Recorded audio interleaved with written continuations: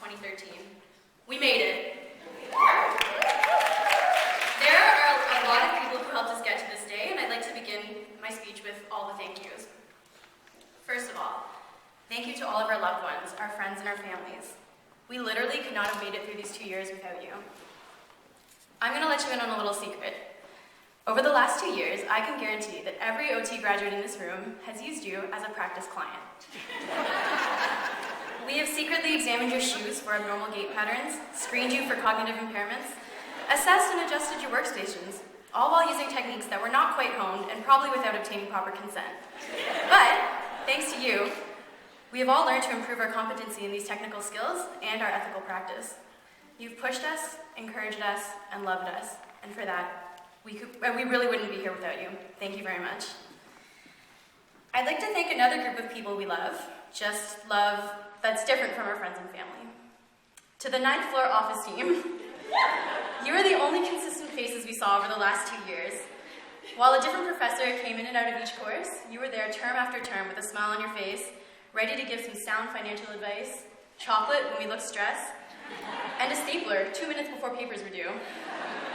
You handled all the random requests we had over the last 2 years with grace and kindness, and for that we thank you.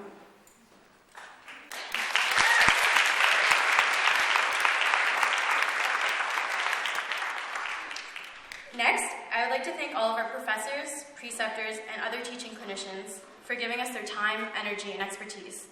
In Toronto, we're lucky to have access to some of the world's best teaching hospitals, as well as prominent researchers and clinicians. You gave us knowledge and skills, but also patience and compassion. You fed our minds, or our academic stomachs, if you will, as well as our actual stomachs, with memorable end-of-term celebration cakes made out of cupcakes, and with fruit instead of candy during our lecture about diabetes. Thank you, Jen Hastings. We hope to follow your footsteps and become the amazing preceptors, teachers, and role models that you have been for us. Thank you. But most importantly, I'm here to say thank you to this wonderful class. I read valedictorian speeches from previous years, and every valedictorian thinks their class is the best, but I think we know the truth. The graduating class of 2013 is definitely the best class. I thought a lot about the theme and the message I wanted to share today, and I decided it's not going to be about occupational therapy or the university or our future clients, although each of these is really important. Today, I want to celebrate our amazing class. Did you know that our class is one of the most racially diverse OT classes we've had? We're still working on the gender diversity part, but nevertheless, I believe our diversity is something to be celebrated as we push forward the cultural competency of our profession. We're also a class with one of the highest numbers of conference presenters, with posters and presentations at both OSOT in London, Ontario this year, and CAOT in Victoria, BC. We also had one of the highest number of participants in role emerging placements, pushing forward the boundaries of where OTs work, by boldly going to work where no OTs have worked before. That was a Star Trek joke from my dad. Speaking of television, we've also had classmates become huge hits on both YouTube and global television, which is really exciting. We're pushing our profession further into the public's eye. There's no doubt in my mind that we're a group of OTs that's going to change the world. We've already accomplished so much over the past 2 years and consistently supported one another along the way. For example, when I found out I was going to be the valedictorian, I received a lot of support from the class in the form of hugs and congratulations, but also in the form of unsolicited suggestions for the speech. There were a lot of ideas to choose from, including teach the audience to bake a loaf of bread from scratch, sit with my feet up on the podium, which I did consider, talk about my OT blog, which, shameless plug, it's otstudent.tumblr.com, and you should all check it out, rap or sing a song, and also my favorite suggestion was cite the entire speech using proper APA format. Bracket m.kasner, comma, personal communication, comma, 2013, and bracket. Did I get that right, Jane? Although these were some fun ideas, I decided I would need to use something more serious for inspiration. So I did what any good OT student would do, and I reflected on the last 2 years.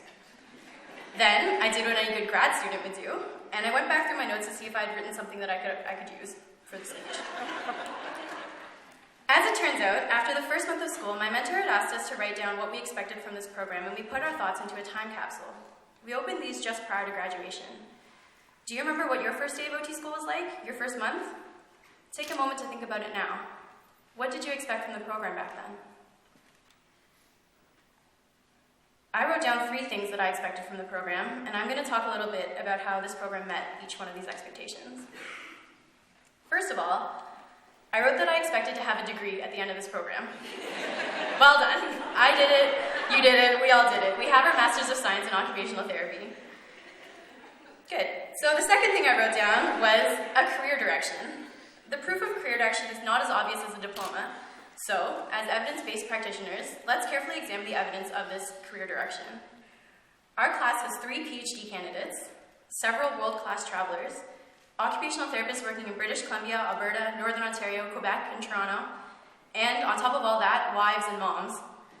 We've generated amazing class discussions over the last 2 years about transitioning to adulthood with a disability, about recovery and mental health, and about older adults and sexuality. We adapted bras, canes, and wallets. We worked with a variety of marginalized populations, including children with developmental disabilities, adults who are homeless, youth in early psychosis, and older adults with multiple comorbidities. We have really internalized the OT models, like the CMOP-E. I know this because of all the jokes we've made over the last 2 years about participating in leisure activities when we were out dancing, and about how we were going to enable self-care by getting our eyebrows done. We have an occupational lens that's going to stick with us no matter what direction our career takes us. Finally, the last thing I wrote after I'd been in OT school for 1 month was that I expected lifelong friendships from this program. Over the last 2 years, we've come together as a class to climb the CN Tower, race a dragon boat to the podium, practice yoga in tiny classrooms, buy family Christmas presents, and throw cultural potlucks. I'm going to pause on this point about food. Our class really likes food, and we also really like one another, and our expression of friendship often came out in the form of food. I've eaten more spring rolls and matzo balls over the last 2 years than I have in my entire life. I don't think I could have made it through class without the daily back row buffet. And I will never get over the fact that Shannon would always bake enough cookies to feed a small army before every single exam. We spent quality time bonding as study groups, cooped up in study rooms for hours on end, making fools of ourselves on videos, and making signs with cats on them and dinosaur-themed cheers to encourage our class presenters.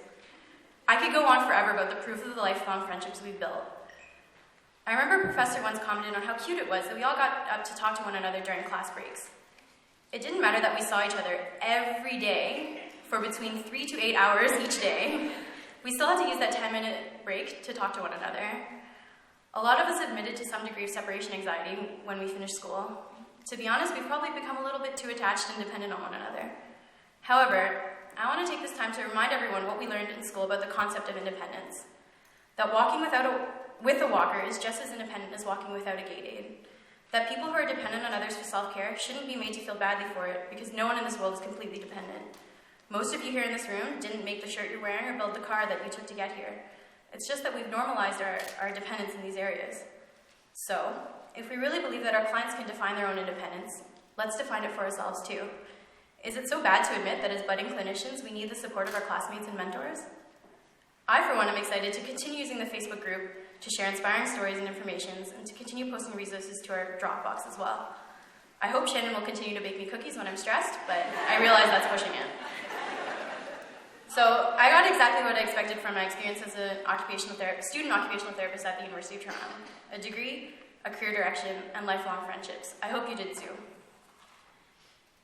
We're now at the point in the speech where I'm supposed to say something motivational to close. So I'm going to finish off with some advice from my grandpa. He was just moved into palliative care recently, and I'm going to share a story so I can honor him.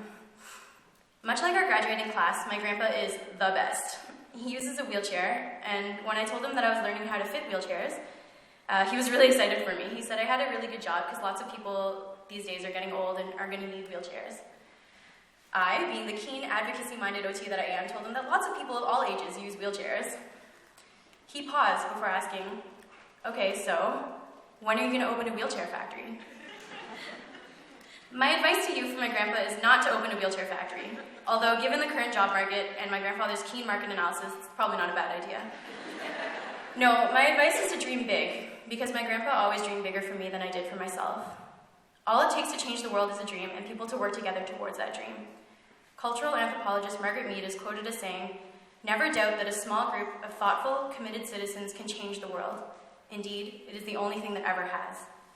So to you, the University of Toronto Masters of Science in Occupational Therapy graduating class of 2013, dream big, dream together, change the world. Thank you.